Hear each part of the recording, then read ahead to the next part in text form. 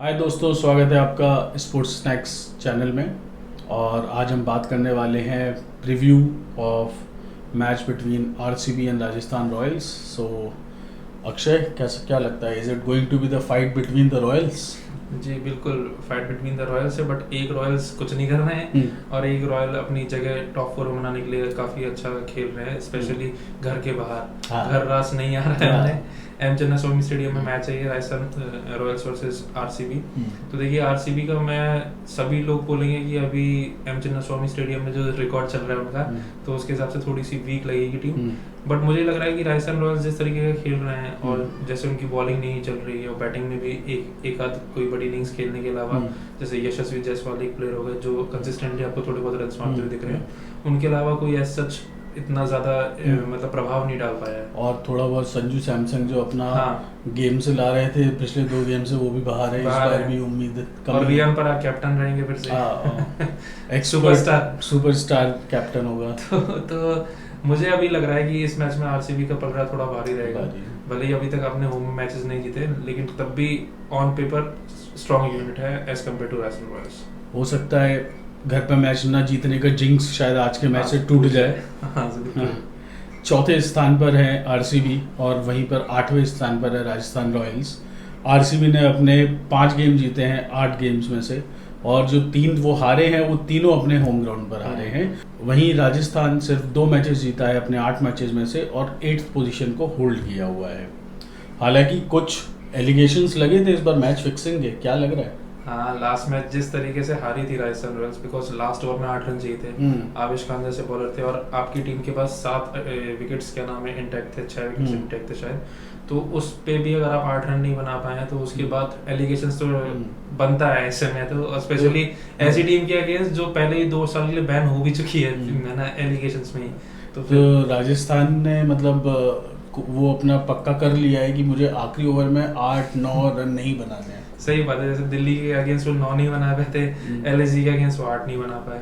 अब जिस तरीके से उनके लास्ट के 2 मैचेस गए हैं, बिकॉज दोनों मैचेस देखा है तो वो जीतने की पोजीशन में थे, बिल्कुल ना कमांडिंग पोजीशन में थे। वहां से उन लोगों को मैच खत्म करना चाहिए था, जीतना चाहिए था। लेकिन या तो बोलिए रैश शॉट्स बोलिए, या अगर फिक्सिंग सही में है तो फिर हम तो कुछ बात कर ही नहीं सकते उसके बारे में। लेकिन रैश शॉट्स और इररिस्पांसिबल बैटिंग के का ही मतलब वो रहा था। बट यदि मैच हारना फिक्सिंग है तो फिर जो अकस्मात मैच मुंबई इंडियंस जीतने लगी है, क्या ये भी फिक्सिंग है? मुंबई इंडियंस के लिए तो आप सभी जानते हैं, आपने इंटरनेट पे इतने सारे मीम्स भी देखे होंगे कि अंपायर्स खरीद लिए, कि ये खरीद लिए। और जो कल के मैच में हुआ, जब ईशान किशन आउट नहीं थे, उसके बाद भी वो वॉक करने लगे, अंपायर ने भी उंगली खड़ी कर दी, है ना। और जबकि उनको अपील भी नहीं किया गया, भी नहीं की थी ना बॉलर ने ना कीपर ने। सही बात है। तो मैं तो ये कह रहा हूँ कि राजस्थान के अलावा आपको मुंबई इंडियंस के थोड़ा सा वहाँ पे देखना चाहिए कि वहाँ फिक्सिंग चल रही है या नहीं चल रही है। पिच कैसी होती है? जनरली चिन्नास्वामी स्टेडियम जाना जाता है अच्छे स्कोर्स के लिए। इस बार पिच का क्या उम्मीद है? इस साल तो मतलब वैसा कुछ दिखा ही नहीं हम लोग को, और काफी सरप्राइजिंग रहा है ये एलिमेंट कि मतलब चिन्नास्वामी में रन्स नहीं बन रहे। जैसे कि मैंने आपको बताया था कि चेन्नई के विकेट पे एक तो 200 नहीं बना अभी तक, और ना ही एक इस विकेट पे बना है, जबकि ये विकेट हमेशा 200 रन बनाने के लिए काफी जाना जाता है। अभी भी वही पिच पे आपको लाइव ग्रीन ग्रास मिलेगी तो अच्छी खासी बॉल स्किट करती है, स्विंग भी करती है ना। और जिस तरीके से आरसीबी ने इस बार अपनी बॉलिंग रखी है, मैं अगर बात करूं जॉश हेजलवुड की या भुवनेश्वर कुमार की, उन दोनों ने काफी कमांड में रखा हुआ है टीम को, है ना। पावर प्ले में आप ये मान के चलिए सामने वाली टीम को वो रन नहीं बनाने देते, भले ही विकेट ना भी निकाल पाए, लेकिन एक जो होता है ना रन रेट पे एक ब्रेक लगा के रखते हैं सामने वाली टीम के लिए, तो वो बहुत इंपॉर्टेंट है। और उसी तरीके से इस विकेट पे जिस तरीके से बॉलिंग अच्छी हो रही है, तो यहाँ भी उन दोनों बॉलर्स के लिए एडवांटेज रहेगा। जिस तरीके का आरआर खेल रही है वो खुद ही विकेट दे देगी। ये भी आप बोल सकते हैं। क्या होंगे आज के मैच के टॉप पिक्स?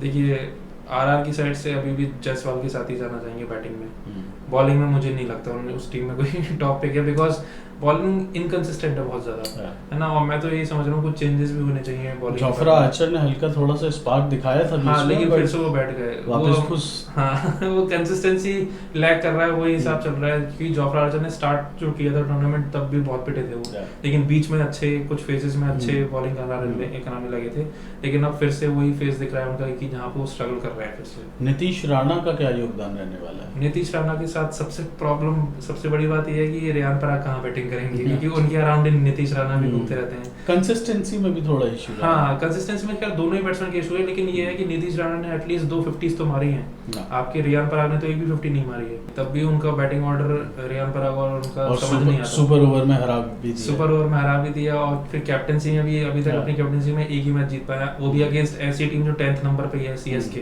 है ना। तो सीएसके तो आजकल कोई भी हरा के चला जाता है ना। तो उस हिसाब से मुझे नहीं लगता कि नीतीश राणा, वैसे तो मेरे हिसाब से 1 डाउन ही खेलना चाहिए। बाकी अब रियान पराग कहाँ आते हैं वो डिपेंड करता है टीम मैनेजमेंट के, हाँ मूड है, और फिर टीम मैनेजमेंट के ऊपर डिपेंड करता है। आज दुग्गल साहब कहाँ होते हैं। हाँ, सही बात है, वही चल रहा है उनके साथ, 1 डाउन या 2 डाउन। सही बात।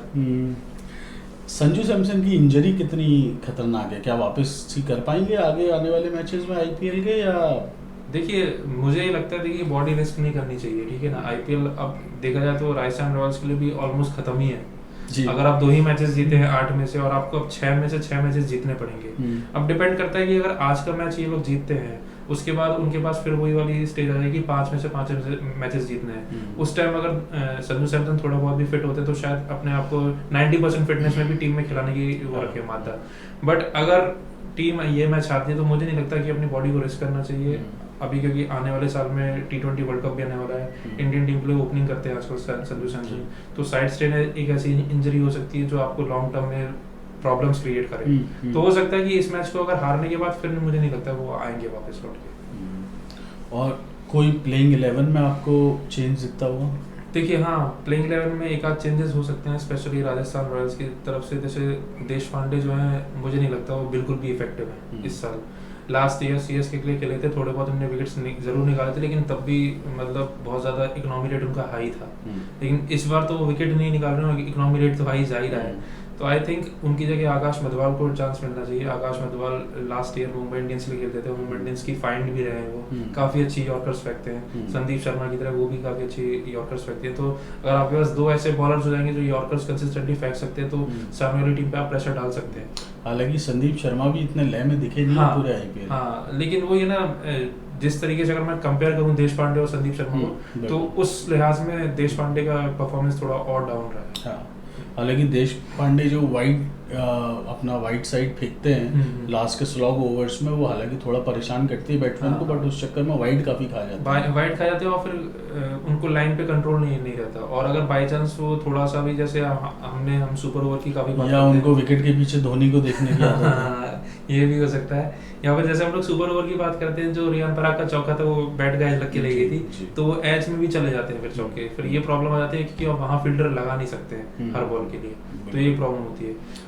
और अगर मैं आरसीबी की बात करूं तो मुझे लग रहा है कि यश दयाल शायद इस मैच में बाहर बैठे, बिकॉज यश दयाल भी पिछले 3-4 मैचेस से कोई इतना इफेक्टिव नहीं दिखे मेरे को। बिकॉज भुवनेश्वर कुमार और हेजलवुड अच्छी बॉलिंग कराते हैं, और यश दयाल के साथ एक चीज़ हो जाती है कि उनको टारगेट किया जाता है। तो हो सकता है कि इस मैच में राशिक दार सलाम को चांस दिया जाए। वो भी एक राइट आर्म फास्ट बॉलर हैं और अच्छी बॉलिंग कराते हैं। उनकी बॉल स्किड भी करती है ऐसे विकेट पे जहाँ पे घास है, तो वहाँ पे अच्छी स्किड हो भी सकती है उनकी बॉल्स।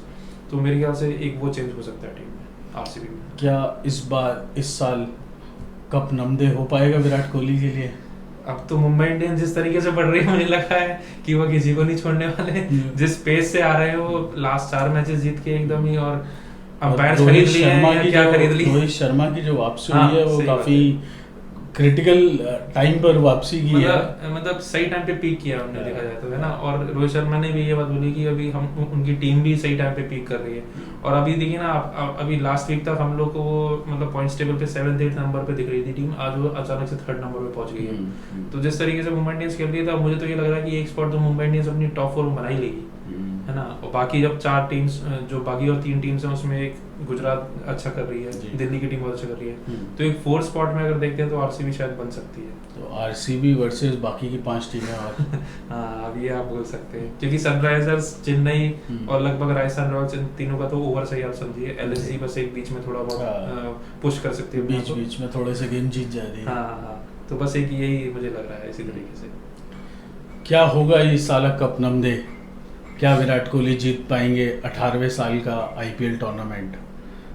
देखते हैं। हमारी प्रेडिक्शन के हिसाब से आज का मैच आरसीबी का पड़ना भारी है, और आरआर के लिए थोड़ी सी मुश्किलें बढ़ती हुई। उनके कप्तान वैसे भी टीम से बाहर हैं, और जो उनके स्टाइलिश कप्तान आए हैं उनको कप्तानी छोड़ के और क्रिकेट छोड़ के बाकी सब करना है। तो देखते रहिए स्पोर्ट्स स्नैक्स, और हम फिर आपसे मिलेंगे अगले एपिसोड में, जहां पर हम लोग प्री मैच एनालिसिस और पोस्ट मैच एनालिसिस करते हैं। जो हमारे दोस्त फैंटेसी लीग गेम्स खेलते हैं वो हमारे टेलीग्राम ऐप पर स्पोर्ट्स स्नैक्स इंडिया चैनल पर आ सकते हैं। वहां पर हम लोग हर मैच से पहले अपनी टीम अपडेट करते हैं। आप डिस्क्रिप्शन से भी लिंक लेके हमारे चैनल पर पहुंच सकते हैं और बड़े इनाम जीत सकते हैं। Thank you.